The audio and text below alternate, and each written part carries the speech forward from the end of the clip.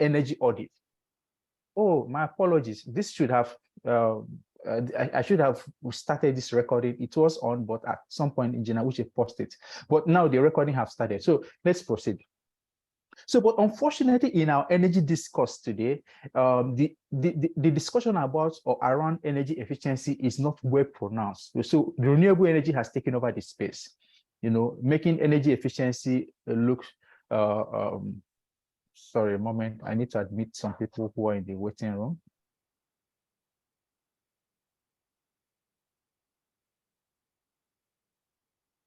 Okay, good. So the discussions around renewable energy has taken over the space of energy sustainability. Not many people talk about energy efficiency or energy audit. And that's why it's important that we put these trainings together so that we can provide something that looks like a complete knowledge to energy experts. So if you want to implement energy sustainability, you have to first of all, conduct energy audits, reduce losses, reduce wastages, before you now come down to implementation of renewable energy. So in doing that, in doing energy audits, you can now be able to see potentials for renewable energy to come in and take some of the load. So when we talk about energy sustainability, we're simply talking about energy efficiency. Overall, you can be able to reduce energy consumption in commercial and industrial buildings by 30%. So when you reduce it by implementing energy efficiency measures, then the remaining energy that you have to consume in that building, you now transition them into renewable energy. That is looking for a greener energy via promotion of renewable energy. And that's what this picture is trying to make us to understand.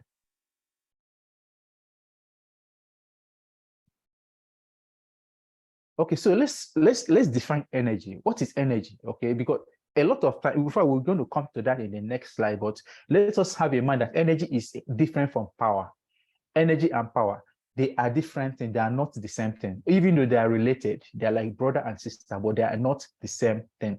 So the word energy is originated from a Greek word called energia, which means activity or drive or vigor or force or power strength, right?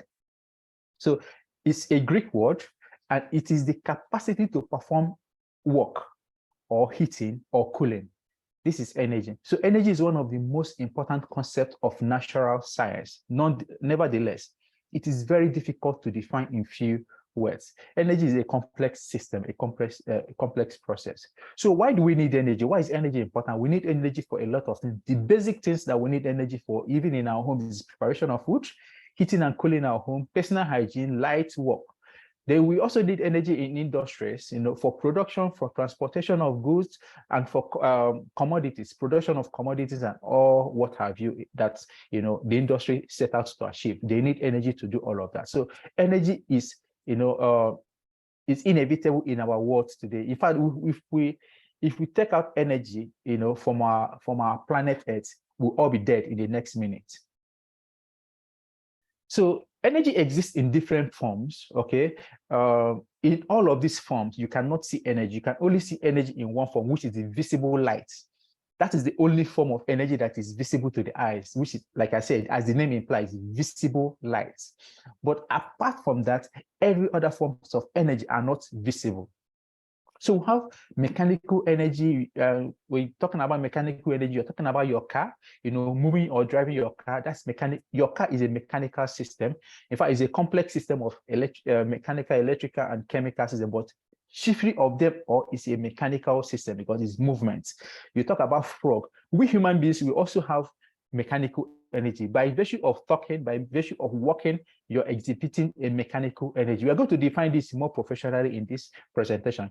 You have thermal energy, which involve heating and cooling. These are thermal energy. Cooling is simply the removal of heat, while heating is simply the addition of heat. So we need to understand all of this. There's electromagnetic energy, which is the visible light. There's infrared radiation. There's radio waves. There's electrical energy, which many of us are very conversant with. The power lines, the lightings, and there's chemical energy, which is the food people eat. The food that we eat is a chemical energy, and it's, it goes into our body system and it metabolizes and then feed our muscles, so that it now converts from chemical to mechanical energy. So our muscle now use it to do movement.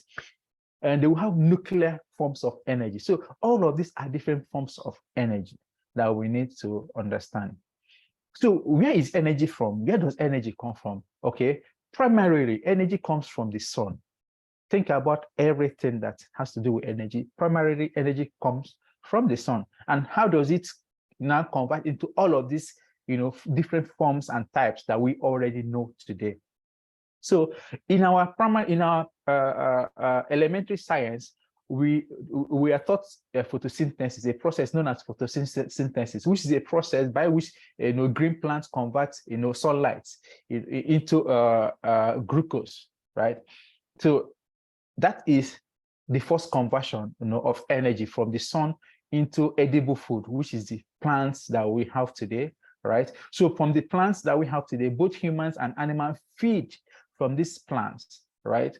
And in the end of our life journey on Earth, both the plants, animal, and human beings, in the end of our journey, we are all committed to the Mother Earth. Okay, and why in the Mother Earth under the ground, over millions of years, our body system, all the energy that are stored in our body system converts to crude, okay, oil and gas underneath the earth, right? Yeah, but because of the industrialization that has caught up with the development of the economy, the industrialization that hasn't, so there was not enough knowledge how we can take energy directly from the sun and develop and improve our economic activities, improve our industrialization and all that we need to. There was not enough knowledge. So, but what man did in the time of oil discovery was to explore the oil that has been sequestrated, that has been stored under the earth, to bring it back to earth, okay, and refine them as petroleum, that we now use to power our industries, right? So we bring all of this energy back to the economy, and we use it to power our economy, our industrial activities, our commercial activities, and all of that. So that has been the trend. But over years, hundreds of years, human beings have now come to realize that this is an existential threat to humanity because of this action, this activity of bringing back this energy that has been saved under the earth back to earth. It's now started, increasing the temperature of the earth, and now started leading to climate change. Okay, so and that is now the discussion around climate change and renewable energy started. So I just want us, I wanted to give us this background, right, so that we understand the flow of energy. And there's a law in this which is called the Energy Conservation Law, which states that energy can neither be created nor destroyed, but can be transformed from one form to the other. So if you notice from what I'll show you today, energy has not been created, it has not been destroyed. It came from the sun and it came to the earth. And from the earth, it went to under the earth, and we still brought back that energy. But why all of this are happening? It has moved from different form, from one form to another. Okay. So this is energy cycle. This is the law of energy conservation. Now, I talked about energy and power, and I told you that these are two different things. Energy is different from power. Okay. And so energy is the capacity to do work, right? Is the capacity to do work.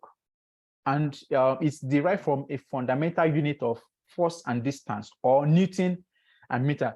Don't bother yourself so much about these fundamental units. There are more simpler units to, to identify energy. But it is important that we have a knowledge of this. In this profession, there is nothing that stops you from making further research or going to the internet to pick up the knowledge that you need to do whatever conversion you need to do. Okay, even if you need to write a professional exam, such as the Certified Energy Auditor or the Certified Energy Manager, it is an open book exam, but trust me, it is not an easy exam. It's a very difficult exam. In as much as it's an open book, you can come with some written material that you need, right? It is still a very difficult exam to take. So what am I saying this? I'm saying this so that you don't need to begin to bother your brain about cramming all of this in your brain. You're going to disturb yourself. What you need to do is to understand the process. If you understand the process, you know the formula to apply at every point in time. You can always consult books, you can always consult the internet to get these formulas. But the most important is that understand the process, understand what you need to do. The formulas you need, you can always get them from any sources. We are living in a very digital economy, a digital world, so you can get these formulas and do what you need to do. So, so these are the basic things that you need to know about energy and power. Energy is watt-second or kilowatt hour, and power is kilowatts. So the only difference here is the time. Energy has a time component. Power does not have a time. Power is a moment, is a momentary something, right? But energy has a time attached to it. So somebody can supply you, for example, somebody can supply you, okay, you could have a generator of, let's say 5 kilowatts or 5 kVA generator, but that 5 kVA might be giving you something like maybe 4 kilowatt power. Okay, that's power that is coming out from that generator. It is not energy. It is only when you consume that 4 kilowatts over 1 hour. If you consume it over 1 hour, that is when you will have consumed 4 kilowatt hour of energy. But the power is 5 kilowatts, but the energy is the power is 4 kilowatt. I hope this is not confusing. Along the line of this presentation, I'm still going to talk about kilowatt. I'm still going to talk about kVA and kilowatt. Okay, so what I keep mixing up here is the kVA and kilowatt. Remember, I mentioned that the generator is maybe 5 kVA, but the actual power might be coming out from there is maybe 4 kilowatts. Okay, so that 4 kilowatt is the power. That is the power that is coming out from the generator. And if you consume that 4 kilowatts for 1 hour, you will have consumed 4 kilowatt hour. That is energy. So there are two different things. Let's proceed. It will become clear as we continue, please. So energy can be expressed in different units. So the basic unit of energy that we are familiar with is the kilowatt hour. So 1 kilowatt hour is equal to 3,600 kilojoule. Okay. Now, if you divide that 3,600 kilojoule by 1,000, you have 3.6 megajoule. If you divide that 3.6 megajoule by another 1,000, you have 0.0036 gigajoule. Why is this important? In some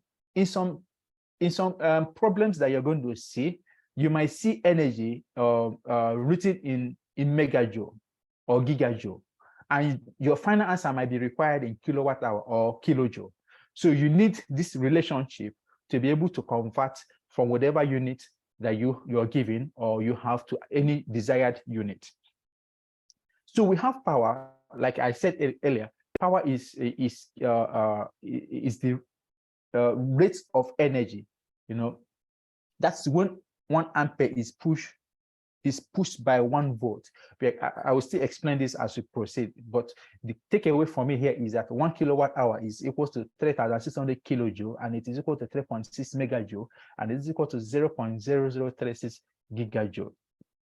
And I also want you to please note that power is equal to voltage times current. Power is voltage times current. We'll get into these details as well. So let us just conduct a simple exercise. Now, the reason why this is important to me, I want to be sure that I'm communicating that that we are learning together. You know, I think that's the better way to put it. Okay, so please, can you attempt this exercise? If you're done, please, you can unmute yourself and say what your answer is, or you can post it in the chat, whichever is convenient for you, please do. But let's allow for 30 seconds. This is a very simple exercise. 30 seconds, please, let's attempt this. So what is the cost of 5 kilowatt? Now, this 5 kilowatt is power. Note that it's power. 5 kilowatt is power. What is the cost of 5 kilowatt continuous operation in a year? So a day is 24 hours. A year is 365 days. So if you calculate the hours in a year, you have 8,760 hours in a year, right? So, and the cost of electricity per kilowatt hour is 0.1 USD. Please pardon the USD. Ordinarily, we should have used Naira. We are not in America, but please ignore that. So the cost of electricity is 0.1 USD per kilowatt hour. So now the question is, what is the cost of electricity of consuming 5 kilowatts continuously for 24 hours for 365 days? When the cost of electricity is $0.1 per kilowatt hour. Please, if you have the answer, unmute and speak, or you post the answer in the chat, whichever is convenient for you. 30 seconds, please.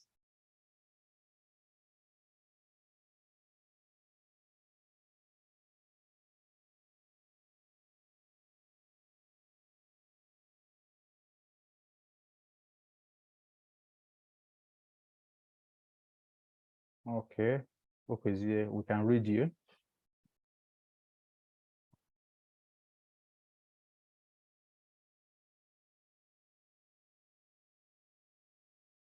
Just one person has posted. I need to see more. I mean, we are about 13 here. If you take Uche and I away, so we are about 11. So I'm just seeing only one response. Please, if you're struggling with this, if there's anything I've said you're struggling with, please note it down. But if you feel that it's going to affect your further learning, please, you can speak up or mute your mic and then speak up. We can quickly address it. As long as it's not going to take much of our time, we can quickly address it and then move ahead. Okay, okay. Everybody's saying the same thing. Issa Ahmed, I appreciate your workouts, how you presented yours. Fantastic, Ibrahim. Some of us are putting the figures, you're not putting the units. You said you put your figures 3,480 and you don't put units. We are dealing with dollar here anyway, but it's fine. It's so good. Thank you, everyone. So let's see if we are correct. And for every one of us that has posted an answer, we are correct. This is just a simple exercise, Okay, so thank you so much, every one of you. So let's continue. So energy, as we have already understood, exists in different forms, which is renewable and non-renewable. Like I've already explained the reason why we are now clamoring for renewable energy, moving away from the past way of, generating and consuming energy. And they're talking about the new form, which is the renewable technologies. Now, we have different forms of energy. We have solar. Now, these are renewable energy types, right? So we have solar radiation, we have hydro, we have wind, we have ocean related, which is not very common in our client here. You have the wave, tidal, thermal. Of course, many of them are not yet commercially viable, but I'm sure somewhere around the world, these technologies are already existing. So we have biomass, which is the crop, wood, forest residue, and waste. They will have biogas, they will have geothermal. All of these are different forms of renewable energy. And they will have the non-renewable energy sources or resources. We have the chemical type of it, which is the fossil fuel. You have the coal, oil, and gas that we explore, which has been the tradition before now. In fact, most of industrialized nations, this is what they are standing on, right, to achieve their industrialization. And now the whole world is now beginning to, suffer the effect in the form of climate change. And that is the reason why we need to debate. So now we also have the nuclear energy, which is uranium, you have thorium, and some other forms of nuclear energy. Now let us look at energy transfer. How does energy move from one form to another? Okay, because when you go to an industrial process, it's all about energy conversion. They get in gas. From gas, they have to convert that gas to steam. So converting that energy that is contained in a gas to a steam form of energy and to the production that they need to do. All of these are energy conversion processes. Even in your homes, for those of us that use generators, you get energy in the form of chemical form. The petrol that you get, the diesel that you get is energy, but in form of a chemical form, it goes into your generator. Your generator is just an energy transformer. That's what your generator do. It's an energy transformer. And you need to appreciate the different transformative processes that are embedded in your generator. So when you pour fuel into your generator, it contains a chemical energy. From a chemical energy, it's transformed into a thermal energy. From a thermal energy, it's transformed into a mechanical energy. From a mechanical energy, it is then transformed into an electrical energy. Okay, so you can see all the transformation before you actually have the output. There's an illustration here that I'm going to show to us, but let us understand the basics of energy transfer. So there are three basic forms of energy transfer. One of them is mechanical, which is the movement of mass. Remember, when I talked about mechanical energy, I talked about the human beings, I talked about your vehicle, anything that has to involve movement is mechanical energy, right? So it's a form of energy transfer. Then we'll talk about electrical energy, electrically, not just electrical energy, because electrical energy is a form of energy, but we're talking about forms of method of energy transfer. So there's a mechanically form of energy transfer, there's electrically form of energy transfer, which is the movement of electron. Okay, electron, whether direct current or alternating current, they are all electrons, right? And that is movement of electron is known as electrically form of energy transfer. So it is, of course, by an electrical current. They will have the third form, which is the chemical form, which is the movement of atoms, either by conductions, by convections, or radiation. Now we're going to look at this conduction, convection, and radiation. We're going to look at it because it's the less familiar form of energy transfer, and it is the most common in industries. When you're going to be auditing, it is the most common in industry, but the less talk about in the society. So we're going to also, go into a little bit details about conduction, convection, and radiations.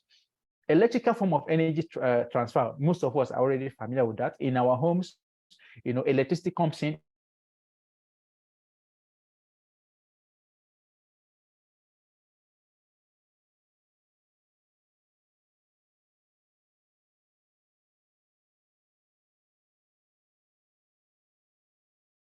into your homes, you use that electricity to a moment, please.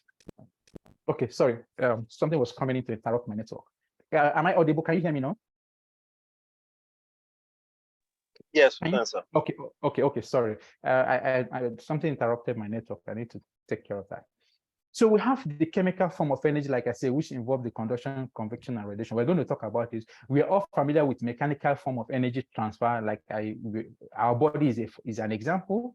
The electrical system that we use, electricity that we use in our homes, that is being transferred electrically, is an example. So essentially, these are the forms through which you can move energy from point A to point B. Essentially, or basically, what this is talking about, how you can move energy from point A to point B. So electricity is moving electrons from point A to point B. Mass is you, human beings, moving from point A to point B, or you moving through a car or even locomotive engines from point A to point B. And then you have chemical, which is moving energy from point A to point B through chemical processes. We're going to talk about this. So now let's dive a little bit into the details of energy transfer through chemical process, through chemical method of energy transfer. So we'll talk about conduction. So we're talking about conduction, we're talking about heat conduction. This is the heat transferred by molecular contact, most effectively in solid material. For some of us who are chemical engineers, you won't have any problem with this, okay?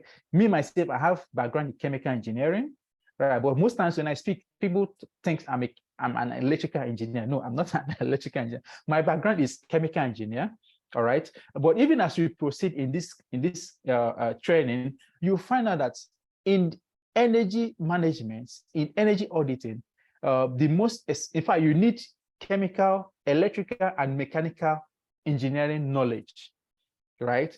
Yes, you need these forms of knowledge, but chiefly among them is the chemical engineering knowledge, because industrial processes are process. I mean, these are process equipments. So if you don't understand this process equipment, which are more discussed in details, in the chemical engineering curriculum, you might not be able to, appreciate or understand how this energy moves. But like I said, is a combination of different forms of knowledge: mechanical, chemical, and electrical. I mean, these three knowledge has to come together. not necessarily in depth, right? Yeah, but there is the much that you need to know. So as you proceed in this course, you begin to appreciate some of this, knowledge. So you have heat conduction through molecular contact. So let me just give a small analogy of heat conduction. When you're heating your water, when you put a water in a kettle and you're heating your water, the process through which that heat from your gas is transferred into the water is known as heat conduction. So energy moves from your gas into a thermal form of energy, and it's now transferred thermally from the gas into your water, right? That is conduction through a metallic interface. That is your kettle. So the energy now moves into your kettle and is transferred into your water, and over time your water begins to boil. Now that is a heat conduction forms of energy transfer. Now there's a convection. Now when that heat meets your water, remember there are some water molecules that are lying at the bottom of the kettle, right? Now, how does that energy move from that bottom to the top surface, to the top water molecule? That's the water that is at the top before your water begins to boil. So the process through that energy moves from the bottom of your kettle to the water at the top of your kettle is known as convection. That is heat transfer through density difference, most effectively in liquid and gases. Okay. And then there's another form of heat transfer, which is thermal radiation. Heat transfer by wave motions. There's no material that is required. Now, when you're heating your water in your kettle and you move your hand closer to the kettle, not necessarily not touching the kettle, but move your hand closer to the kettle, you will feel the hotness of that environment. So the process through which that energy is transferred from that source, either from the fire or from your kettle that is already heated to the surface of your skin, is radiation. There is no material that is in between. It's just air. Okay, even in the absence of air, the energy will still be transferred. So the process through which the sun radiation gets to the earth is known as thermal radiation. So please, I don't expect that you have 100% understanding of what I'm talking about, but the whole idea is to guide you through what you need to know. There are so many resources out there through which you can, seek more or further knowledge. And if you have any challenge, please feel free to reach out to me or Engineer Uche. Our contact details are open. At the end of this slide, you will see my contact details. Reach out to us if there's any troubles you have, maybe trying to appreciate some of this knowledge. We can be able to assist in any way we can.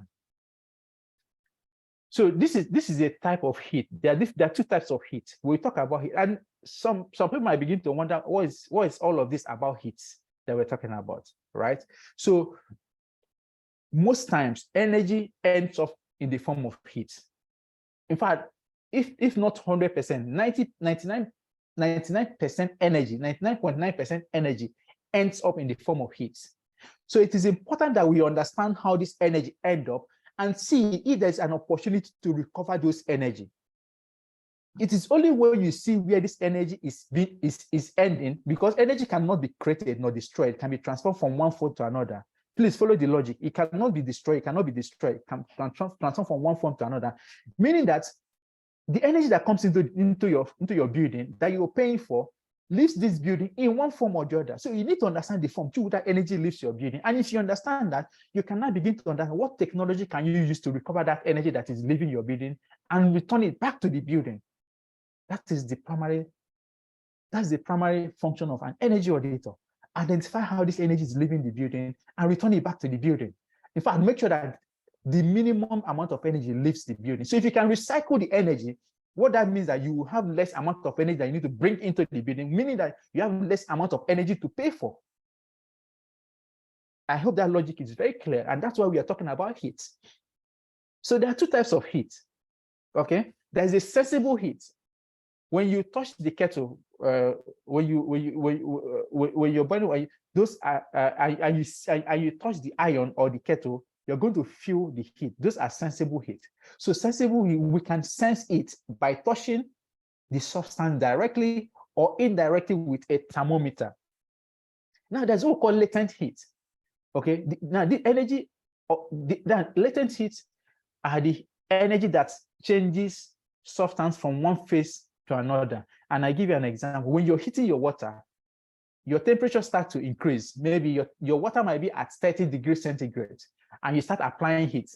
The temperature of that water will increase from 30 degrees centigrade. When it gets to 100 degrees centigrade, what happens now? From 30 degrees centigrade to 100 degrees centigrade, you are applying sensible heat. But once it hits 100 degrees centigrade and you keep applying energy, the temperature is not going to increase further. Once it hits 100, what's going to happen? That energy that you're applying to that water will be used to change that water from liquid to gas.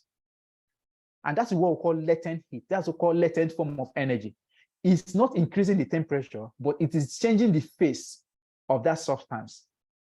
That's what we call latent heat.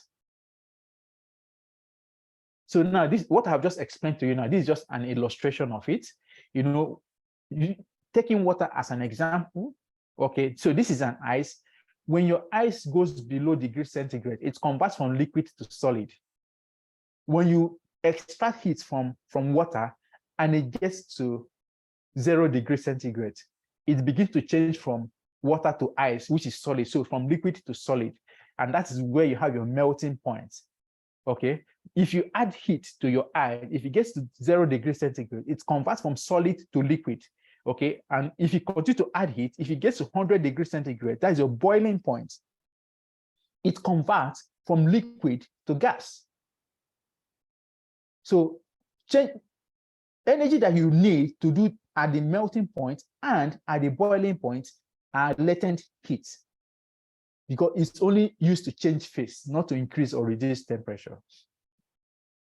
So let us look at utilization of energy.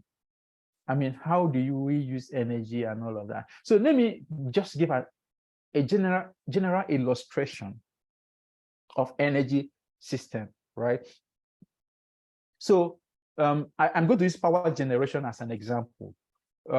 Most of us, because we use the grid, we don't know where the generators are, but the truth is that there's a generator somewhere that generates that electricity.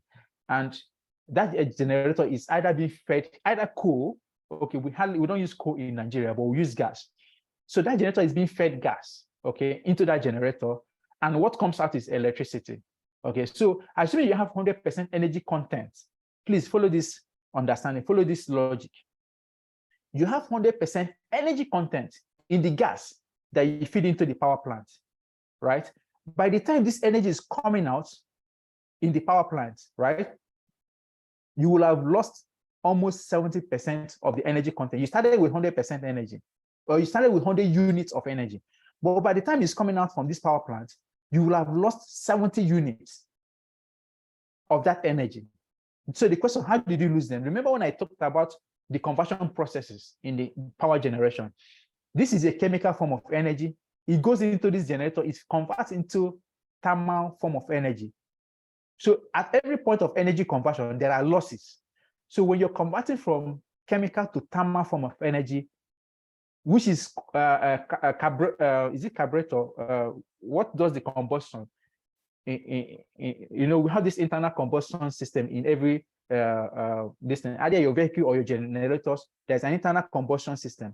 That is where the chemical energy is converted into a thermal, and so the energy is burnt, is combusted to produce thermal energy. Now that thermal energy is used to drive a mechanical, that's the piston of your generator or your vehicle. That is a mechanical form of energy. So you now convert that thermal energy to a mechanical form of energy, and then if you want it output as an electricity, it goes to an alternator to convert that mechanical form of energy to electrical form of energy. But in all, before this energy comes out, you will have lost 70%. So you're dealing with about 30%. Now, this 30% energy has to go through your transmission network. So when you're going through your transmission network, remember that there are these wires has resistivities.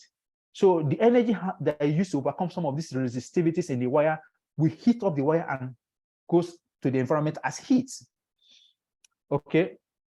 So by the time you go through the transmission network and the distribution network, you will have still lost about 9% of the energy that you had.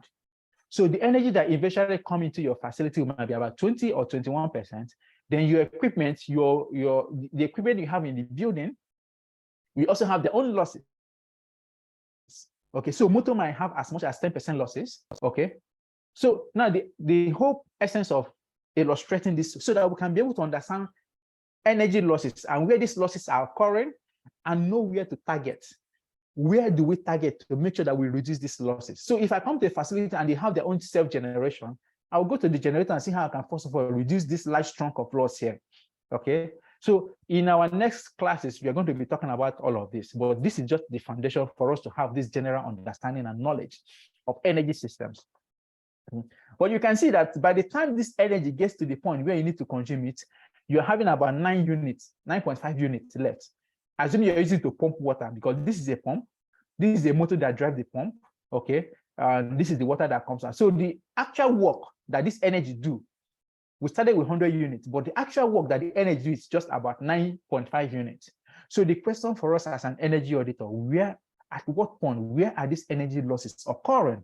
We need to go to those points and implement measures, to reduce those losses. And that's what energy auditors do. You go into a facility, you look at their processes, you identify where these energy losses are occurring, and then you recommend measures, to reduce this. And when you recommend measures, it reduces the amount of energy that the facility will need to buy, thereby reducing cost for them. That is it. That is the cash for us.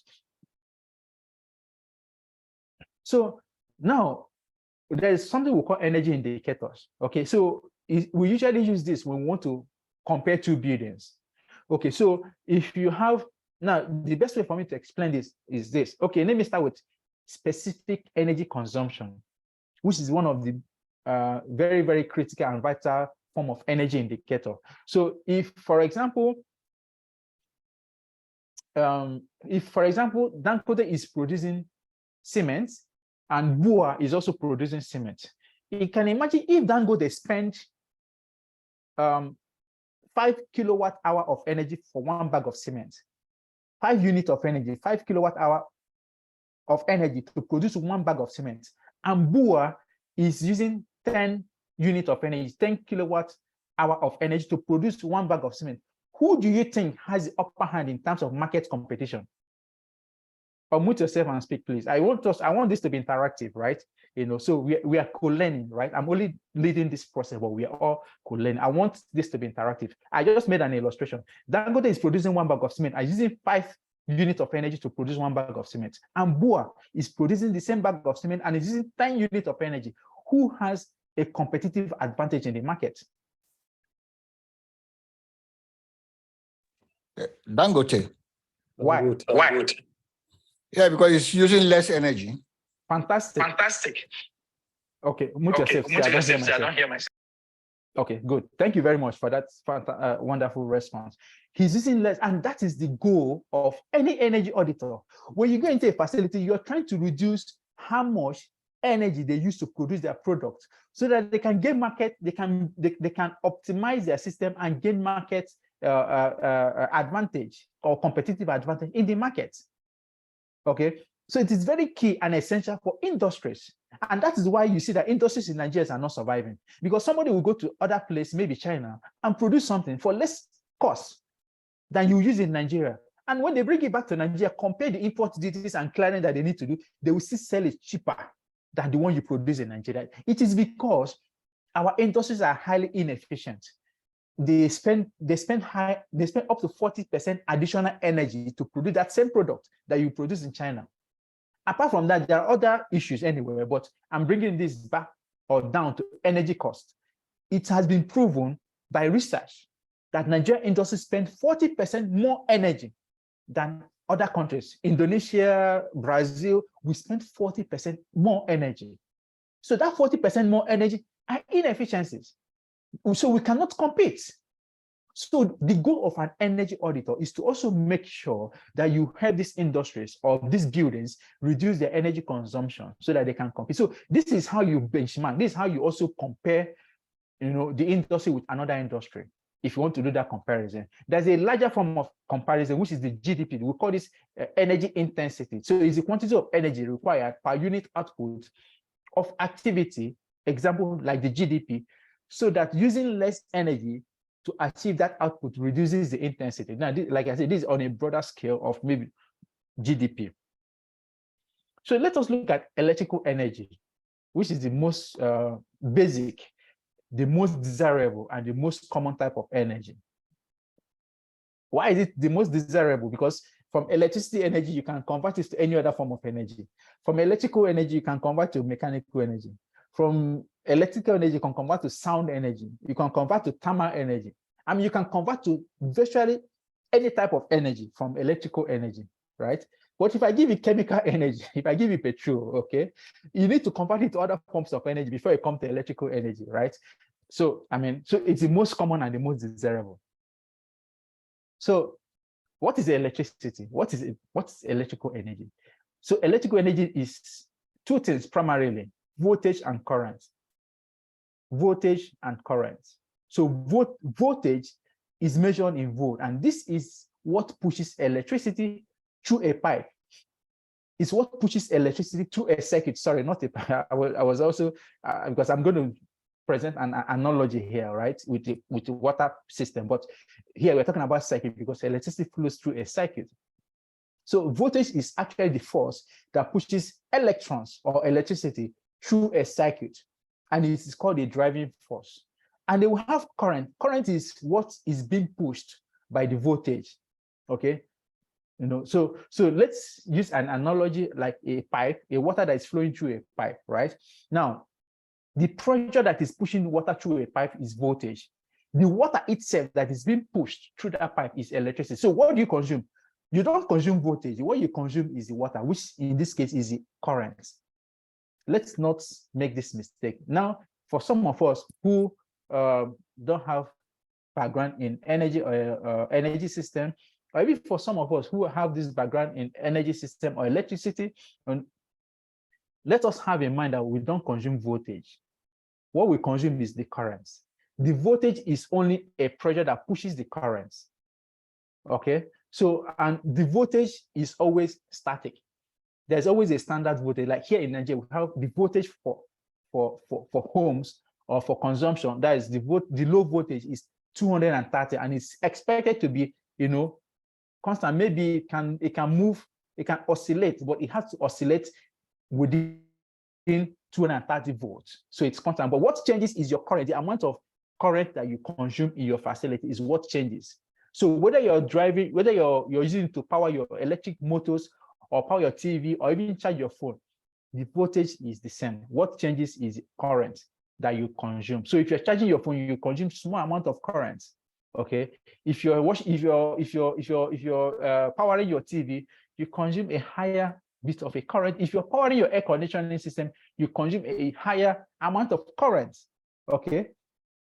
And that brings us to the unit of electricity, which is now electricity is a form of power. Okay. And power is equal to voltage. Power in terms of electricity is calculated by the voltage times current will give us power, electrical power. Please note that as we proceed in this section or in the subsequent section, you will not come to understand that as well called kilowatt electrical. There's something we call kilowatt mechanical, and there's something we call kilowatt chemical or kilowatt thermal. Please, so that when we talk about kilowatt, your mind should not, please come here with an open mind, okay? Because some of the things you're going to hear in this lectures or webinar might challenge some of the things you believe or the things you know in the past. Please come with an open mind. What we are presenting here are the way it is. These are standards, okay? You know, if these are professionally accepted norms in the practice of energy systems, right? Yeah. So you'll be learning about kilowatt electrical, you'll be learning about kilowatt mechanical, you're going to be learning about kilowatt thermal or kilowatt chemical, thermal actually, not chemical, kilowatt thermal. You're going to understand. So when we talk about kilowatt, don't just zero your mind that it's electrical, no. So, and that's when I talk about power, I'm talking about in terms of electricity, okay? So the power in terms of electricity is voltage times current. Okay, we are still going to talk about the different forms of power. You have apparent power, you have active power, you have reactive power. We are going to come to that. So now there are two different kinds of electrical system. Okay, we have a single phase AC electrical system. We have a three-phase AC electrical system. And please, this shouldn't be an issue. Every one of us should already know there are two forms of electricity. You have alternating current electricity, and you have direct current electricity. So for most of our discussion is going to be on alternating current, which is the AC electricity or electrical system. Okay. So let's talk about the single phase electrical system. I need to speed up. Our time is already going. Do we want to take a break, or I should just continue? I noticed that we are 1 hour down, in our time, in our training. Do you want us to take a break, or I should just continue? You can continue. Okay. Thank you.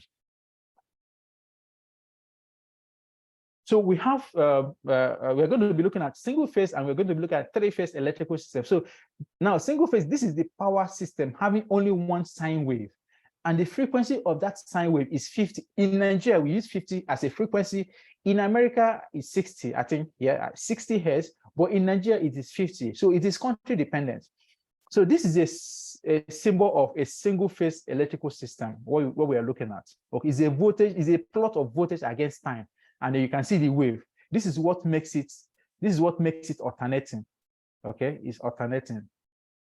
So there's also a three-phase, like I said. So this is the power system having 3 sine waves. And the frequency of each sine wave is 50. It's also country dependent, whether single phase or three-phase. Now, 3 sine waves are separated in time. Remember, I said it's a plot of voltage against time. So it is separated in time with a phase angle of 120 degrees. So this is a diagrammatic replication of a three-phase. So you can have the red, yellow, and blue phase. Most of us will already know about this. So let's talk about power quality. All electricity are not the same. The same way you have quality in terms of maybe any product that you have, you also have quality. Electricity have quality. So it's important we talk about the quality, because if you don't understand it, the quality of electricity can affect the consumption. It can affect the pricing, the cost of electricity. So we need to be sure that our clients are getting a good quality of electricity. So if they're not getting good quality electricity, what that means that they're paying more. So you need to also look at the quality of the electricity, and we're going to look at all the parameters about the quality of electricity. So power quality is related to how an electrical system maintains a pure sinusoidal waveform or rated voltage and frequency. Remember, I told you that voltage is constant. In Nigeria, our voltage is 230. If you go to America, I think it's 110. But in Nigeria, our voltage is constant. It's our low voltage network in terms of our homes is 200. Now, please, we have different voltage ranges in Nigeria. I'm talking about the lowest voltage that we consume in our homes. Before the power comes into our home, it started from 330 kV. That's 3,300. It started from 3,300. That's from the high transmission network. From there, it comes down to 133 kilovolts, not volt to kilovolt. That is 133,000 volts or 133 kilovolts. From there, it comes down to 33 kilovolts or 33,000 volts. From there, it comes down to 11,000 or 11 kilovolts. Then from that 11, it now comes down to 415 volts, not kilovolts, 415 volts. It is from that 415 volts, it's now, comes to our homes, and it is splitted into three phases, and we now have 230 volts. So when I talk that our low distribution voltage is 230, please don't take it as something that is cast on a rock. Along the distribution network, along the power system, there are different voltage systems. I'm saying it just to keep it at the back of your mind. So we're now talking about power quality. We are talking about the voltage. I've talked about frequency. What our frequency in Nigeria is 50. So if you're looking at your customer's facility, you should confirm that their frequency is at 50, and you should confirm that their voltage is the right voltage. Some facilities, power comes into some facilities as 11 kVO, but at the distribution level, at the consumption level, is 230 volts. So power quality issues involve all momentary phenomena, including spikes and outages, as well as harmonics. So modern electronic equipment both causes and is affected by problem. You can read up all of this. I just want to do the explanation, in a way that, makes sense, that helps you to understand. Some of these things you can read up because I think Engineer has shared these documents already before now. So let us talk about harmonics, okay? Harmonics is like a pollution, it's like a pollutant into your electrical system, okay? So harmonics, they are distortion of the normal electrical current waveform, generally transmitted by a nonlinear load. Now, what do I mean by pollution? Remember when I showed you this, I told you that this is the normal wave of a pure sinusoidal electrical wave, electrical currents, right? So this is the way it should be. So if this becomes polluted, you see this sine wave, it should be distorted. It should no longer be as clean as it is. It will be polluted, it will be distorted. And once this happens, it affects your power quality, your harmonics, is affected, all right? So in other words, harmonics are multiple of the fundamental frequencies. If the fundamental frequency is 60, in our own case, it is 50. Well, if it is 60, then the second harmonics, we make it 120. All of this, I will explain it. Just trying to talk about this, that showing you a picture might be confusing. Okay, now this is the illustration. Now this is the normal, this undistorted periodic wave. This is the normal wave of an electrical circuit for single phase. Now, when harmonics comes in, now look at it. This is a third harmonic. This purple color is a third harmonic. The red one is a fundamental frequency, which is this one now. Now, this one is a harmonic. This purple color is a harmonic. Now, notice that before this normal one, before it completes one cycle here, the harmonic has completed 3 already. It has done 1, 2, 3. Meanwhile, this should have been 1. Right? So when it comes, it affects this fundamental frequency. So it pulls this fundamental frequency down. You now have something like this. You see what we have? Instead of this is the normal frequency. You will now have this kind of frequency. So this is a distorted periodic wave. So this is harmonics. It affects the quality of your, and you cannot see this by looking at the wires. So there are tools that will help you determine this. All right, there are power quality meters, power quality analyzer that will tell you that your harmonics is not good. Maybe I need to tell you if it's a third harmonics or fourth harmonic or whatever number of harmonics it is. So harmonics are so what causes harmonic? Why do we have harmonics in the electrical system? So harmonics are generated by solid state based equipment. Now, what are the solid state equipment? These are equipment that try to convert your AC current to your DC current. Remember, I told you there are 2 forms of current. There's alternating current, there is direct current. So any equipment that is trying, more like your rectifiers, any equipment that is trying to convert your AC current to your DC current, these are non-linear loads. They are solid state based equipment. So what examples do we have? Now, note that all electronic equipment are DC based. All electronic equipment, your television, your phones, your electronics generally, they are DC based. So, but the power that is coming into this electronic are what? They are AC. So there is a transformation process in those equipment that converts the AC to DC so that these electronics can function well. So all of this process is what introduces harmonic into the power system. So for examples are your DC driver, your DC drives, your variable frequency drive, your electronic ballast, your arc welder, your battery chargers and UPS, and many more. Just like I've explained in the basic form, the harmonics, most of them comes in as a result of converting from AC to DC. Now you have also known that maybe LED bulbs might be able to introduce harmonics, somehow into the system, because LED bulbs are electronic based equipment. So they also have to convert AC to DC, and in doing that, they may induce some slight harmonics into the system. That's not to say that LEDs are bad, no, but it's almost insignificant. The kind of harmonic that they can introduce are not significant. So most power systems can accommodate certain level of harmonic current, but we experience problems with when harmonics becomes significant component of the overall load. So as this higher frequency harmonics current flows through the power system, they can, now this is the problem with harmonics, communication error. You know, we are at Industry 4.0 period of our industrial transformation or industrial revolution.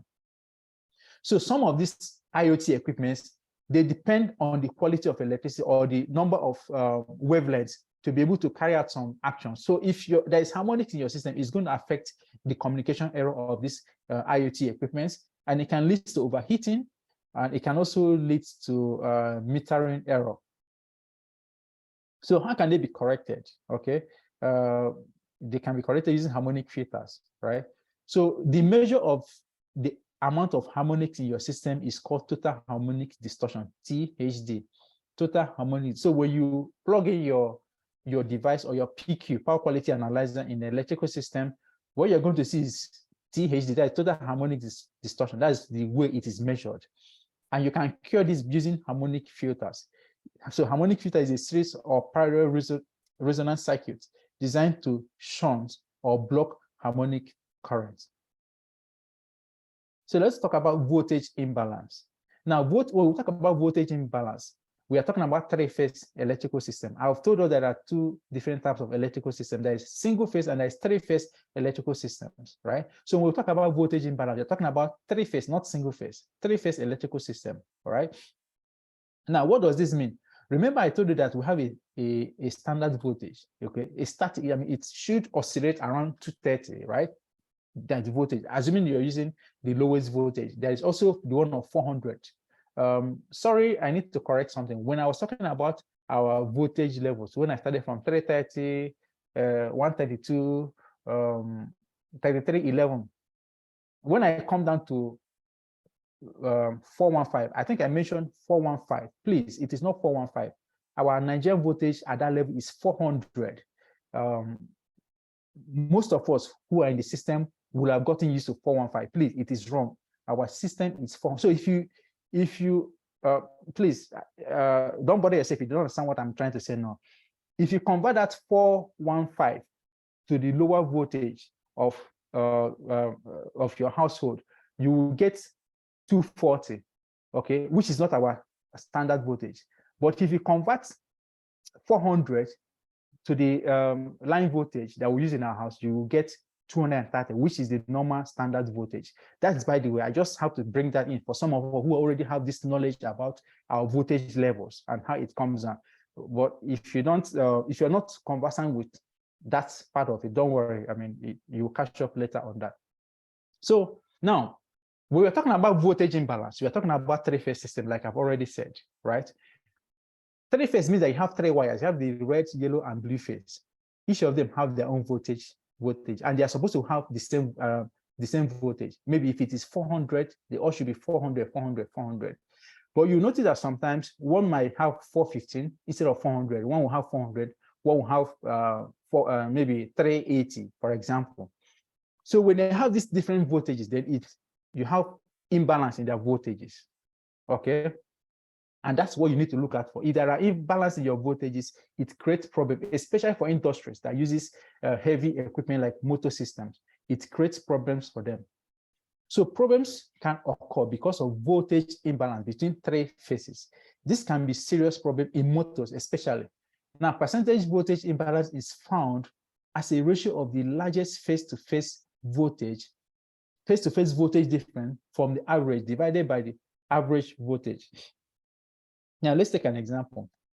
So you have three-phase system, for example, and we have 220, 215, and 210 volts, right? Now, this is the three-phase, but they all have different, these phases, they have all different voltages, right? Now, how do you calculate the voltage imbalance in this kind of system? First of all, you have to find the average of these voltages. So you do 220 plus 215 plus 210. You divide it by 3, you have 215. So 215 is average voltage, right? Now you now calculate the deviation of the three phases from this average.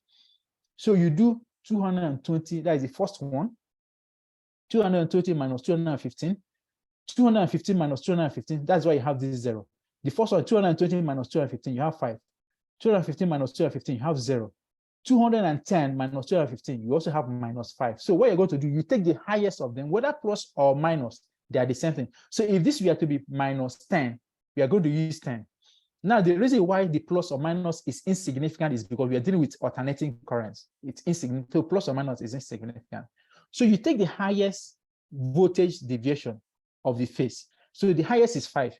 You divide it by this average voltage, and that's what we'll do here. So the voltage imbalance is 5 divided by 215. You have 0.023 or 2.3%. So the voltage imbalance here is 2.3%. So it's important we know how to do this calculation. Why is it important?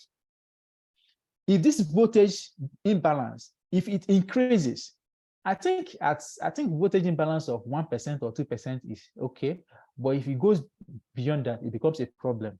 So you need to know this, right? So it's important we understand this. So this is an example, right?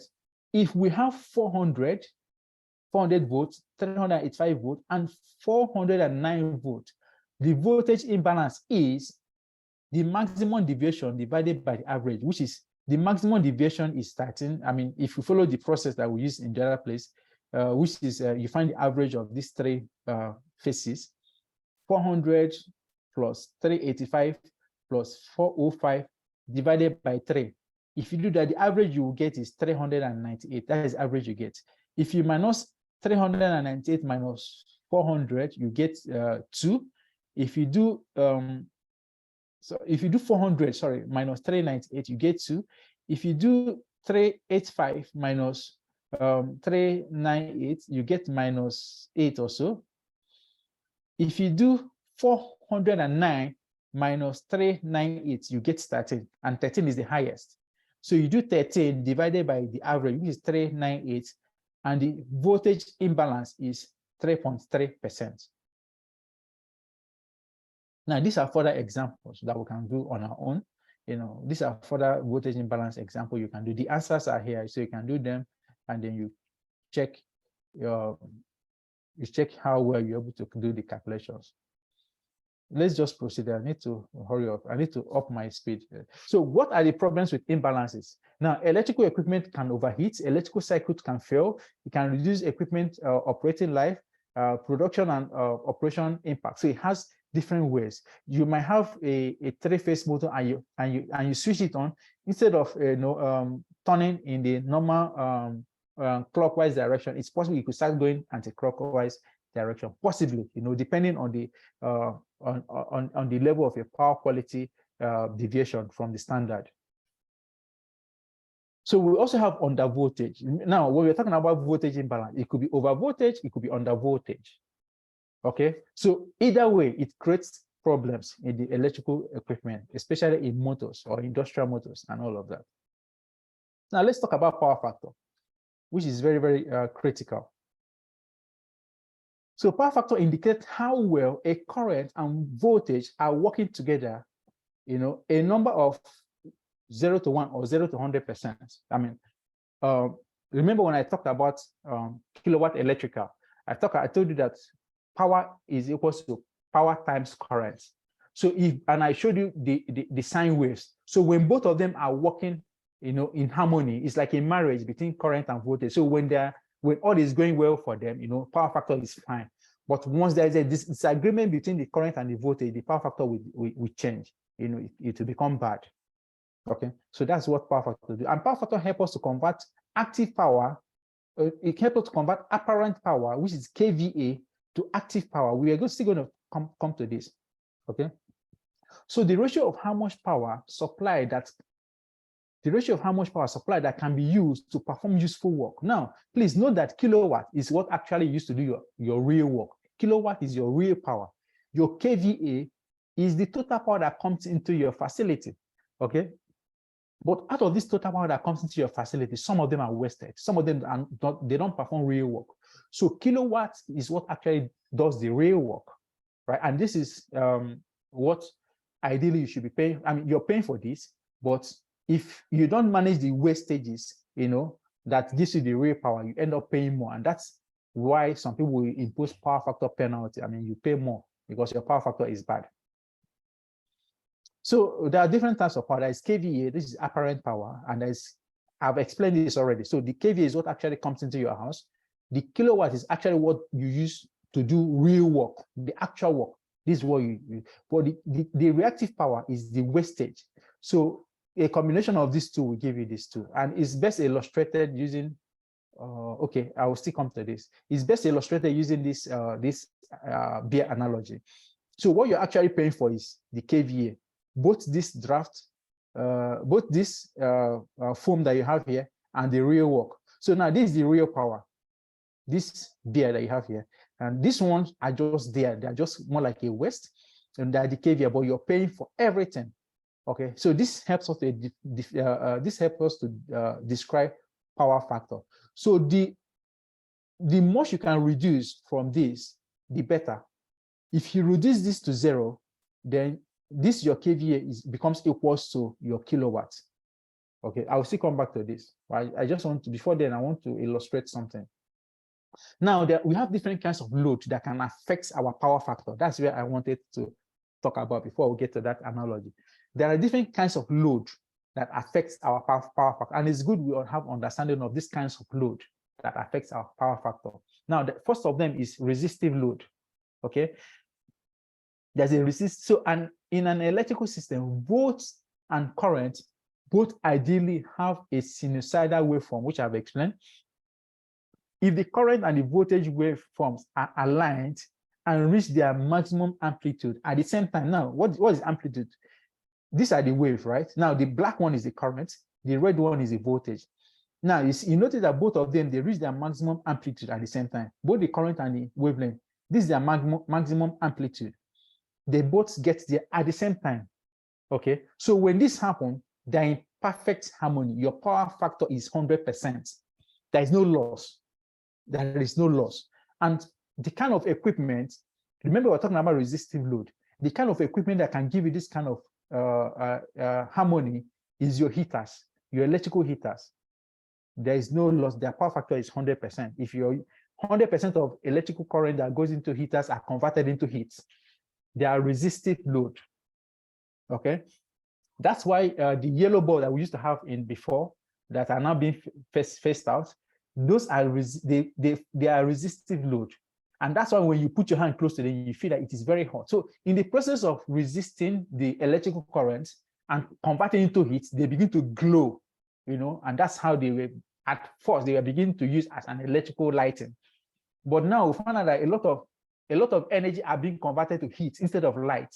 So technology now begins to move. We move from that technology, we move to CFL, compact fluorescent lamps. And now we have LEDs, which even consume far less energy, but even gives you far more brightness. So still talking about resistive loads. Like I talked, electric heaters are resistive load. Geysers, for people who are abroad, you may be very familiar with geysers. And then incandescent lamp, like I just explained, all of these are resistive load, and your power factor will be 100%. So we'll have an inductive load. However, if the voltage reaches its maximum amplitude before the current, kVAR are said to be lagging. Now, you notice here that your voltage, first of all, got to the maximum amplitude before the current. So in this case, it is lagging. Your power factor will be less than 100. So that's what we call inductive. So what kind of load are classified as an inductive load? You have motors. Motors are inductive load. They will reduce your power factor. And that's why it's very, very important for industries. Industry, they have to be very careful about, because they have large motors in the industries. They have to be very, very careful about their power factor. Otherwise, they will be paying more.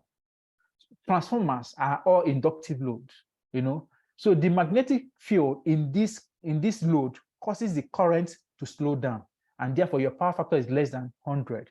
So this is an inductive load, and it affects your power factor because the voltage reaches maximum amplitude before the current. They will have another type of load called the capacitive load. Okay. Now, on the other hand, if the current reaches its maximum amplitude before the voltage, the kVAR is said to be leading. So look at this. The current, first of all, reached the maximum amplitude before the voltage. Right? So in this case, it is a leading power factor. In this case, your power factor will be higher, although there is nothing like maybe power factor going more than 100, but in the event your power factor is less than 100 and you introduce capacitor, into your system, it will increase your power factor. And that's why we use capacitors to improve power factor. If you go to a facility where their power factors are not good, one of the things you can do to improve that power factor is install capacitor to improve the power factor, so it will drag it up. Mind you, inductive load will drag it down. Capacitive load will drag it up. So we now use capacitors to correct power factors. So now back to the power factor analogy. I've already explained this, but why this is very, very important, it will help.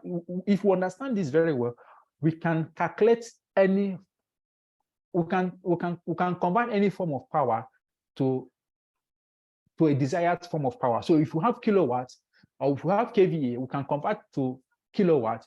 We can also find out the losses, that is the kVAR in the system. So this green arrow is the kVAR. So this is the losses. These are the losses. Now this hypotenuse is the kVA, is the total power that comes into the system. While the red one is the real power. Now notice that between these two, you have an angle. We call this cos pi. Cos pi. Okay. So power factor is also known as cos pi. It's either you call it cos pi or you call it power factor. Okay. So now, if we reduce this green line and bring this one down, you find out that this cos pi will reduce. Okay. And then this one will improve. So there are formulas that will help us to do that. So I'm going to take us back to the basic, okay, of SOHCAHTOA. I don't know how many of us that still remember SOHCAHTOA or Pythagoras theorem. I want to believe that all of us here are from a science background, not necessarily engineering, but science background, okay? So I know many of us, we ran away from further maths in those days. Oh, Batam, you raised your hand. You have a question? I'll mute your mic and speak, please. Okay, please. Yes, please. I would like you to revisit that capacitive thing again. That is when the current is within the voltage in cases of getting to amplitude. Yeah. Do you have any specific question on that? Yes, exactly. I need to just throw light on it. And your line is breaking out. Can you get me now? Yes. Yes, I needed to throw more light on this. Then equally on the triangle, that's the cos pi. Mm-hmm. How the reactive power relates to the real power. We are coming to that. We are coming to that. Don't be faster than the clock. We'll come to that, how the real power reacts. But on this very one, on this capacitive load, like I explained about this capacitive load, when you go to a facility and the power factor is low, meaning that they have inductive load that is reducing the power factor. So if you go to factories, they have motors. Motors are inductive load. Industrial motors, they're inductive load. They reduce the power factor. If one of the ways you can correct that power factor is to install capacitor bank. We call it capacitor bank or capacitors. Now, capacitors will increase the power factor. It does the reverse of what inductive loads do. Okay, so when you install capacitors, it will drag up the power. So for example, the power factor may be 70%. You can use capacitor banks to increase that power factor to 90% if you want to. We are going to get to that, how to do that. We are going to get, it's part of this presentation, how you can increase that power factor, to your desired power factor. We'll get to that. So I was talking about the relationships. Now, this triangle helps us to establish the relationship between active load, which is the real power. When I talk about active load, I'm talking about real power as well, or the apparent power, which is the kVA, or the reactive power, which is the West. The reactive power here is this form. So that's the reactive power. So this triangle helps us to establish the relationship between kVA, kVAR, kilowatt, and the cos pi, which is the power factor. This triangle helps us to establish all that relationship. And for us to appreciate that, we need to understand, and that's why I was talking about SOHCAHTOA. SOHCAHTOA means is an acronym that helps us to understand the formulas for calculating angles in a triangle, in a right angle triangles. So essentially, we do this using Pythagoras theorem. So SOHCAHTOA, this is SOHCAHTOA at that time. This SOHCAHTOA means sine theta is equal to opposite over hypotenuse. Now, in this triangle, this is a right angle triangle. This blue line is the hypotenuse, okay? This green line is the opposite. And this one is the adjacent. This red line is adjacent. So the green line is the opposite. The blue line is hypotenuse. The red line is the adjacent. I'm just saying this to help us understand. SOHCAHTOA is just an acronym to help us understand it. It's not any standard, but it's just to help us to understand this relationship. So sine theta, theta here means this cos pi. So sine theta is equals to opposite. So if you're looking for this angle, that is the cos pi here, and you know what is the VAR or KVAR, and you know what the opposite. Now this is opposite, and this is the hypotenuse. You know what this apparent power is. You know what this reactive power is. You can calculate your power factor. That's what sine theta does for you. So if you know VA and you know VAR, you can calculate your sine theta. You can calculate your power factor using sine. Okay. Now there is another one. There is cos theta. So if you know cos theta means,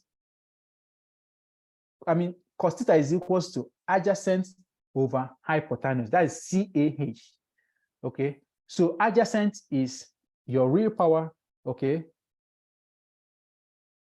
divided by your adjacent, which is apparent power. Then there is also tan theta.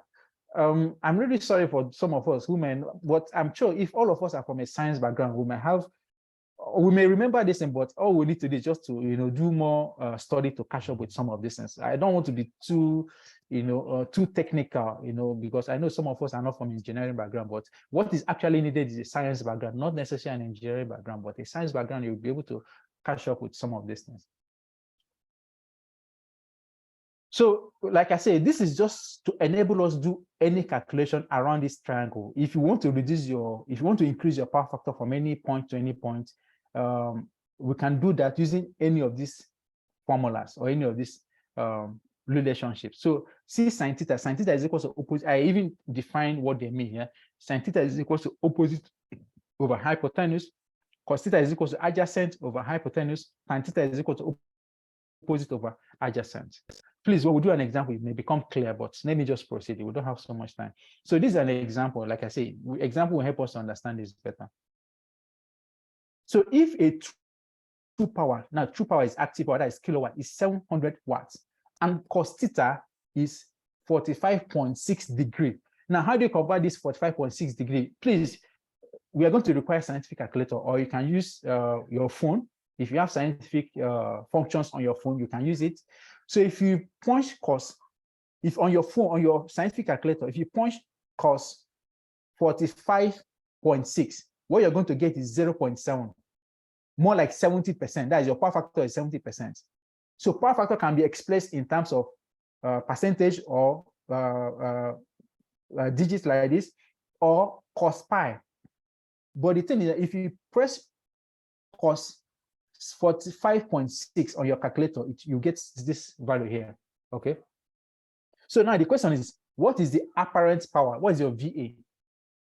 What are we looking for? We are looking for VA. This is the apparent power. Now they've given us the real power. They've given us the reactive power. No, they didn't give us the reactive power. They gave us the angle. That is the power factor. And they're not asking us what is the apparent power. Which formula are we going to use? Look at these three formulas here and tell me which one has a relationship between the angle, the VA, and the W. That is apparent power, real power, and the angle. Which of this formula has a relationship for the three of them? Please, I want somebody to speak.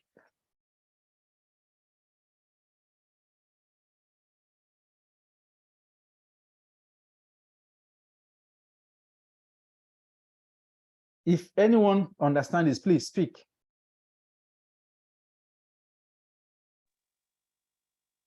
Come again, sir. The question, sir. So this is the problem that we want to solve. We are given a true power, which is the opposite. No, That's true the power active is power. That's adjacent. active power. Yeah, Active power. this active power, yeah, is adjacent, right? And we are given Yeah. the cos theta, which is the angle, right? And we are told to find the apparent power, which is the hypotenuse, right? So the question I asked was, which of this formula is it sine theta, cos theta, or tan theta that we are going to use to find the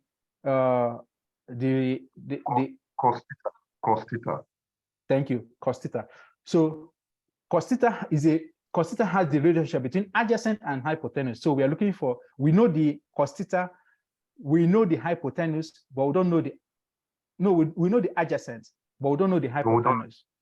Exactly. So that is the relationship. So true power is equals to W is equals to VA times cos theta. When when you make the real power subject of the form, what we had was cos theta is equals to the active power over adjacent over hypotenuse, right? Yeah. Yeah. So when you now substitute your values, we know what the real power is, which is 700. know what the real power is. Please mute yourself. So we know what the real power or the active power, which is 700, and we know what the cos theta is, which is 0.7. So what we are looking for is the VA. So we make VA subject of the formula, and then you divide, you get 1000 VA. So this is the apparent power. So what is actually coming into the building is 100 VA. That is the power that is coming into the building. But what is actually doing the real work is what? 700, meaning that 300 is wasted. Okay, so this is just to help us, do some of this calculation. So this is power factor correction. I said I was going to talk about how do you correct power factors. So remember, this is resistive load. This is an inductive load that lacks the power factor, and this is a capacitive load that leads the power factor. So we use capacitors to correct our power factor. So how do we correct the power factor? Remember, the only way you can correct your power factor is use of capacitor banks. And capacitor banks are rated in kVAR, that is kVAR. kVAR is the way we rate capacitor banks. And what is kVAR? kVAR is this. kVAR is this. That is kVAR. kVAR actually is this. If we reduce this, this one will drop. This angle will reduce. So assuming that this is 0, assuming that this kVAR is 0, what that means that this blue line will fall flat and it's going to be equal to the red line. I hope you understand the logic here. So the idea is that we want to reduce the height of this green line. If we reduce the height of this, we will improve our power factor. Okay. So how do we do that? Now, kVAR needed, the amount of capacitor bank you need to correct a power factor is equal to the real power. Of course, you know the real power times a table factor. Okay. So that's what we call a table factor. Now, this is what we call a table factor.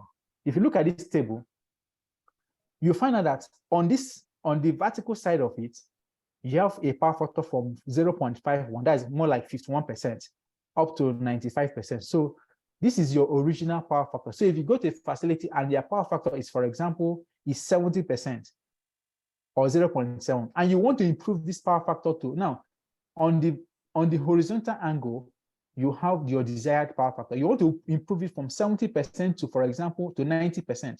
So you come to this place, you look for 90%, or let's say 95%. So you come to this place, you see 95%, that's 0.59. You now look for the intersection between this 0.95 and 0.7. So your table factor is 0.691. Not clear, please. Not clear. Could you please give us an indicator? We are not really seeing the movement of the mouse as to know the. Are you seeing my mouse now? I see my mouse. I see movement of my mouse now. Yes. Okay, so now assuming your original power factor is 70%. This is 70%. Now, this is your original power factor. This line is your original power factor. Assuming that this is your 70%. What do you mean by the original power factor? So you go to a facility and you take your client meter and you measure their power factor.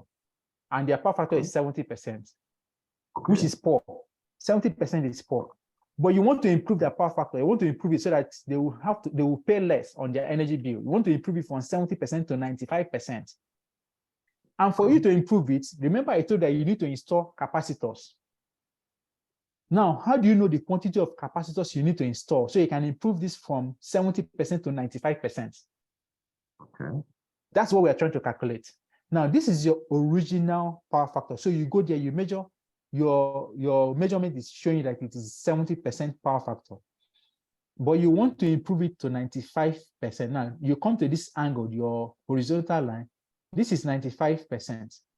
Can you see that? The mouse, show your mouse. Yeah. Is it? I can't see your mouse. 0.95. You can't see my mouse? Yeah, I'm using a phone actually. Oh, who else is having this? Okay, maybe I should exit from full screen. Okay, I've seen the mouse. Can you see it now? Yeah. Okay, because I exited from the full screen. Yeah, I can see it now. Okay, so this is 95%, and this is 70%. So you now trace the intersection where they intersect. So this is the point where they intersect. So intersect at the intersection point is 0.991. Can you see that? Yeah. So this is your table factor. So all you need to do is to multiply this table factor by that table factor by the real power that you know, or the active power that you know. You just get your kVAR. Okay. Yeah. So let me go back to presentation mode. Okay. So let us look at an example. So this is a sample question. A facility is operating at a power factor of 70% with a real power load of 2,000 kilowatts. So we know the active power, we know the real power, we know the current power factor, which is 70%. But we want to improve it to 90%. So how much corrective capacitance in kVAR is needed to improve the facility power factor to 90%? Is the question clear? We know the load of the facility, it is 2,000 kilowatts. We know their current power factor, which is 70, and it is poor. But we don't know the quantity of capacitor bank that we need to install to improve that power factor from 70% to 90%. So we need to calculate it. So we need to go back to our table. Okay, so our original power factor is 70, and we want to improve it to what? To 90%. So we come to the table factor. This is 90. Okay, let me go to the solution. Okay, now this is the solution. Can you see the table very well? Let me know if you can see the table very well. Can you see the table very well? Can you see the okay, fine. So you can see the table factor here. What is the table factor that you can read? I think 536. I don't know. Exactly. So 0.536 is what the table factor. So we are going to multiply that 0.536 with what? With 2,000. Fine and good. So once you do that, it's a straightforward answer. So once you do that, you get your real power factor. So now this is the solution here. Okay. The kVAR, that is capacitance needed, is equal to real power in kilowatt times table factor. No, we have to find the table factor, which what we have done already. Now enter table factor at 70% original power factor and 90% desired power factor. Our table factor is 0.536. So our capacitance needed is 0.536 times 2,000, which will now give us, 1,072 kVAR. Okay, so the answer is D. Is that clear? Yeah. So what we have actually done is to reduce this now from 70 to 90. I mean, we drag this down, right? That's what we actually did, and it reduces this, and your kVAR is now coming closer to your kilowatts. Okay, so this is an illustration of what we have done. We have reduced this from this to this. Okay, so let's proceed. Now, this is just a test question. A facility has a 1,000 watt electric resistant oven for drying parts. What is the power factor of the oven?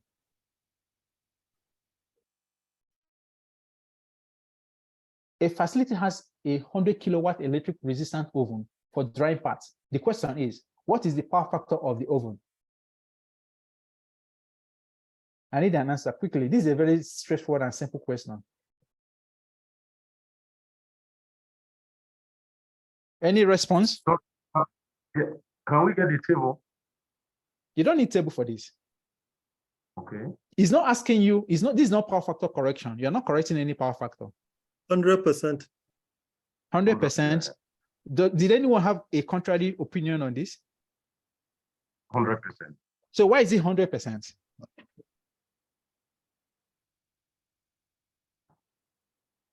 Why 100%? Because the power factor there now is 1. Resistive load. It's a resistive load, sir. Okay, fantastic, This is one. fantastic, fantastic. Resistive load is 1. Exactly, 100 over 1,000. perfect. So it is a resistive load. It is a resistive load. So the power factor is 100. Yeah. So here is a question to a facility. Now, this one don't have to do calculation. A facility has a motor that draws 200 kVA and has a power factor of 70.7. How many kilowatts and how many kVA does it draw? If I leave you to do this, maybe in the next 30 minutes, we will not leave here, okay? So, but the solutions are there. I have provided the solution. So you can come back and look at these questions, please. This one is a little bit, tricky, if I leave you to solve this, we won't leave here today. So, but the solutions are here. In the documents you have, the solutions are here. So go through them. If you have questions, you can always reach out to them. So this is another question. This is a test question for the third test question. A facility has a motor that draws 200 kVA and has a power factor of 80%. How many kilowatt and how many kVA does it draw? Now, these questions you're looking at are drawn from exam questions, right? From CEA and CEM. In fact, you're going to see a more complex questions than this, right? These ones, I brought these ones out because they relate to what we are talking about, okay? So I have provided the solutions on your own time. Go to, there are simple solutions. If you understand the process, if you understand the system, there are simple solutions. Now, let me say this to us. If you need to write exam, either certified energy auditor or certified energy manager, what they are looking at is your understanding of the problem. If you understand the problem, you will be able to find the solution. But if you don't understand the problem, then you're lost. You can't, I mean, if you have all the textbooks in the world, you won't still find the answer. So that's why they allow you, they can allow you to have books around you. But if you don't understand the problem, forget it, you can't get the solution. So they are more interested in you understanding the problem and then finding the solution for it. So, and that is why most times I take my time to explain these systems in details, just so that you understand how they work. It might be very technical.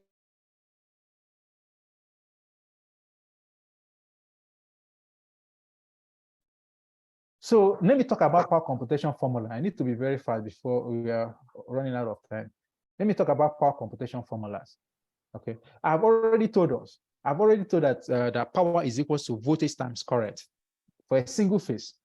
Voltage times current times power factor. Now recall that what comes into your house is the kVA, but what you actually consume, to power your TV, your fridge, and everything is kilowatts. Okay. So when we're talking about power, the P in kilowatt, that is active power, is voltage times current times power factor. Please note this power factor. When you're talking about real power, you must include power factor. If you remove this power factor, the way you're talking about is VA or kVA, which is what you use to measure your generators or your, so, but the moment power factor comes in, it changes from kVA to kW, that is kilowatt. And it is measured in watts. So where PF, that is the power factor, is from 0 to 100, you already know this. Voltage is V is voltage, I is current. You already know all this. Now this is for a single phase system. Now we have a three-phase system. Now, if you're computing for a three-phase system, please, you have to include root 3. Root 3, you have to include this root 3. Root 3 is the difference between single phase and three-phase. Then you still have to do your voltage times current times your power factor. Root 3 is equal to If you punch root 3 on your calculator, you get 1.732. So you can also replace this root 3 by 1.732. May you raise your hand again? Go ahead. Yes. You said at the introduction of power factor. Mhm. Now the P here on the left side will turn to something I don't quite get it. Like if you when you introduce power factor, then the power here, which is on the left, will change to something that I don't. Please, could you? Okay. Remember that we have 3 types of power. Yeah. We have 3 types. We have active power, Apparent and reactive. we have active power, apparent power, and reactive power. Yeah. Okay. So what we are trying to do is, if you add power factor, then you're talking about kVA. If you times it by power factor, then you're talking about, no, sorry. If you times it by power factor, then you're talking about kW. But if you don't times it by power factor, you're talking about kVA. So that power factor is what converts kVA to kW. Come again, please. Come again. It's a little confusing. Now, P is equals to voltage times current. Now, voltage times current is the P for voltage times current is kVA. Okay. So when you do voltage times current, you're talking about kVA. But if you do voltage times current times power factor, then you're talking about kW. Voltage times current times power factor is equals to kW. The kilowatt. Yes, kilowatt. Now, voltage times current alone is equals to kVA. Okay. Voltage times current times power factor, that is PF, is equals to kW. Okay. Okay. Okay. Good. Thank you.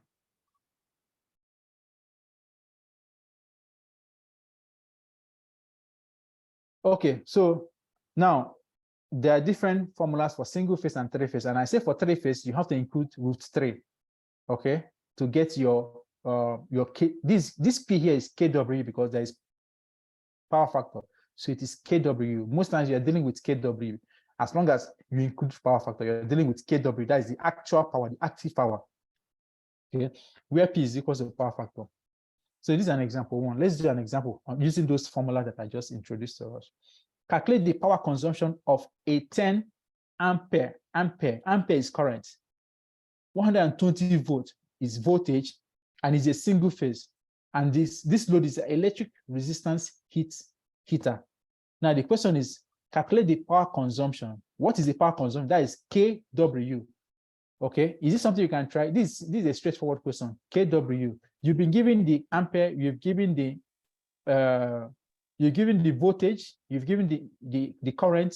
Okay, so and you've told that this load is electric heater. What is the kW? Sorry, is a resistive load. Is a electric resistance space. Yeah, it's a resistive load.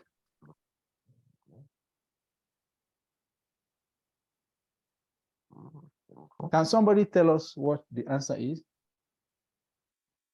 It's simple. Well, because it's not in power factor. Let me just explain the answer. Okay. Okay. It's 1,000. 1.2. 1.2 what? 1.2 kilowatt. Exactly. Correct. Power, 1.2 kilowatt. Exactly. Or 1,200 watts. Watts. That's why I wanted to know your units, because I want to be sure that you're telling me it's kilowatts, so that's what I wanted to know. So fine and good. So it's a simple thing. I mean, these are simple, but they've told us that it's a resistance heater. So we already know that power factor is 1, right? So you just multiply and then you have your answer. So here is an example 2. Now this is for 3-phase. Please just on your own time, go through this. It's a simple calculation.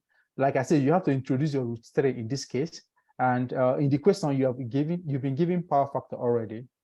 You've been given power factor, so it's a straightforward solution. Now, let me talk about electrical demand load factor. Demand load. So demand load can be of two types. We can have load demand or load factor for generator.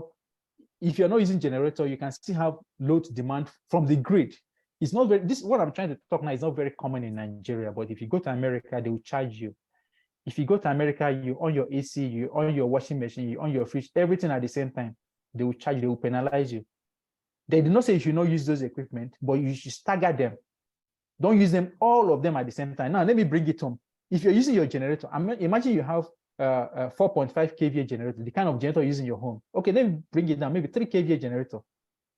You know that generator can individually, it can power your AC, maybe 1 horsepower AC, it can power it, individually, not with your washing machine. If you want to on your washing machine, you off your AC, you on your washing machine, it can carry your washing machine. If you want to on, so you can see how you're staggering your load. Now, because you're using the grid, does not mean that that principle does not apply. The principle still applies. If you on your AC, if you do that abroad, they will penalize you. They will charge you and you pay. So the attitude of energy management is something that you just have to learn when you travel abroad. But it's only here in Nigeria that we don't have some of these, stringent measures. And that's why a lot of people can afford to waste energy in Nigeria. Okay, so I'm talking about this load demand or load factor, looking at your power, the power you're taking from the grid. Now, the bad thing about this is that if you on your washing machine, on your AC, on your everything at the same time, and you hit your peak demand for that month, they will be, even if it's just for 30 minutes, you hit that peak demand.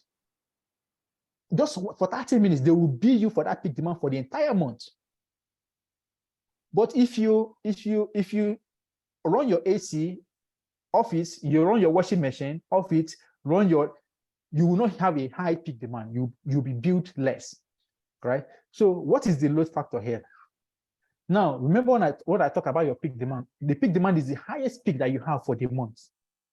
If in some country, they be like in America, there is a certain cost, per kilowatt you increase. So if your maximum demand in the month is, for example, for your home is 10 kilowatts, they can charge you maybe $50 per kilowatt. No, that is too much. Let me say $5 per kilowatt. Okay, times 10, that you're paying $50 as your demand charge, not your energy charge, as your demand charge. Then they will not calculate your energy charge separate and you pay.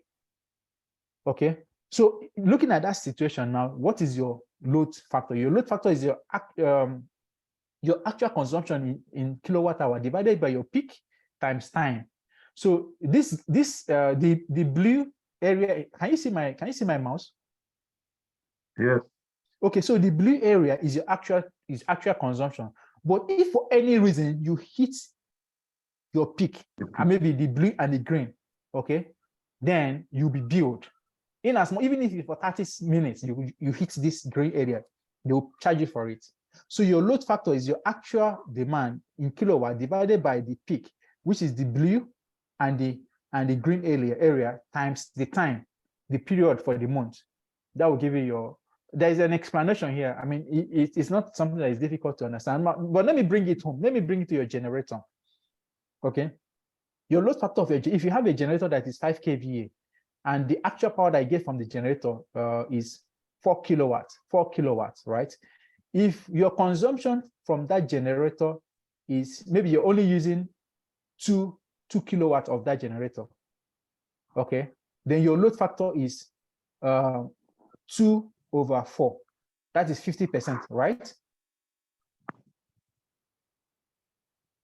I want to be sure that you understand what I'm trying to explain here. Am I clear? It's not clear. It's not clear. Okay. But it didn't include time analysis. Yes. I'm trying to make it simple. Yeah, you're talking about time now. Now, okay, let me explain this in a more proper form. You have a generator that is 5 kVA, but the actual power that you're getting from that generator is 4 kilowatts. And then you use 2 kilowatts for 24 hours. You use only 2 kilowatts for 24 hours. So if you want to calculate your load factor, what you're going to have is your kilowatt hour is 2 times 24, right?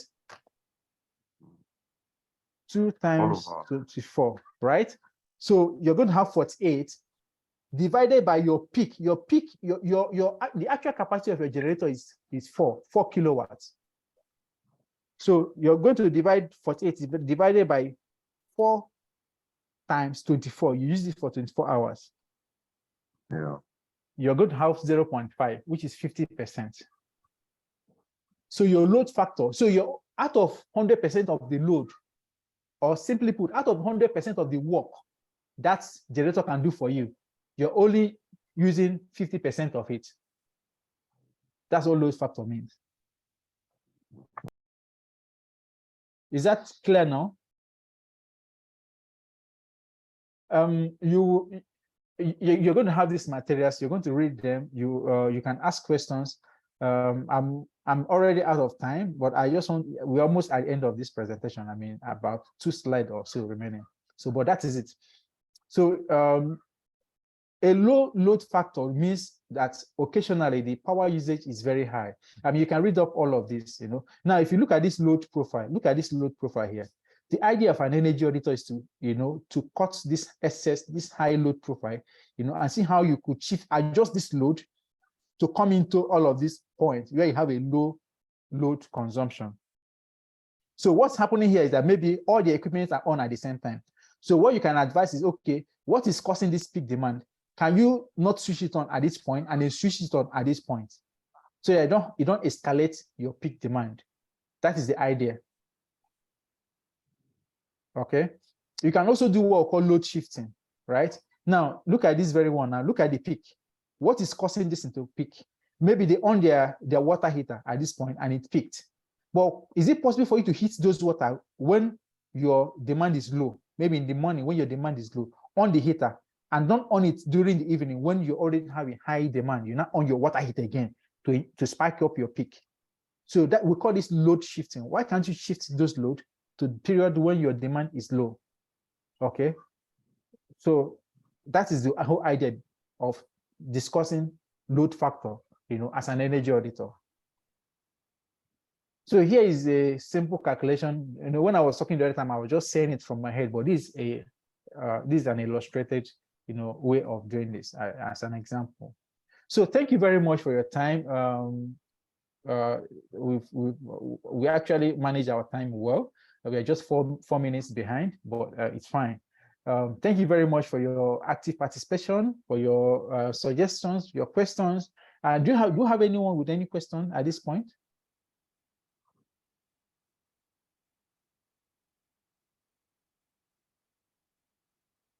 Hello.